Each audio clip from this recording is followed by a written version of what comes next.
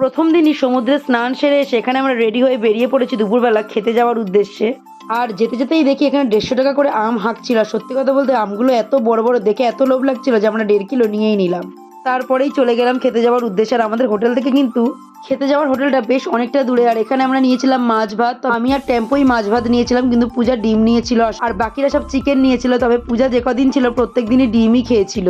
আর এই দুপুরের মিলের মধ্যে সব থেকে বেশি টেস্টি যদি কিছু থাকে সেগুলো কিন্তু এই চচ্চড়িগুলোই ছিল। তবে আমরা এতটাই বেলায় গেছিলাম যে চাটনি পাইনি, পাঁপড় পেয়েছিলাম। তো যাই হোক, তারপর রুমে এসে আমরা এখানে খেতে শুরু করে দিয়েছিলাম। আমগুলো এতটাই দেখতে লোভনীয় ছিল যে লাঞ্চ সেরে আসার পরেই খেতে শুরু করে দিয়েছিলাম। পেট পুরো ভর্তি ছিল, তাও একটা আম নিয়ে দুজনে মিলে খেতে শুরু করেছিলাম। আর বাকিরা সব টিভি দেখছিল, ওরা একদমই খাবে না বলছিল, তো আমি আর পূজাই খেয়ে নিচ্ছিলাম। আসলেই আমরা প্রথমে পেটটা ভর্তি করছি, তারপরেই খালি করে আবার পেটটা ভর্তি করছি। এইভাবে বেশ ভালোই খাওয়াতে সার্ভিস দিচ্ছিলাম। তারপর এখানে আমটাম খেয়ে একটুখানি রেস্ট নিয়ে আমরা কিন্তু সন্ধ্যেবেলা রেডি হয়ে বেরিয়ে পড়েছিলাম।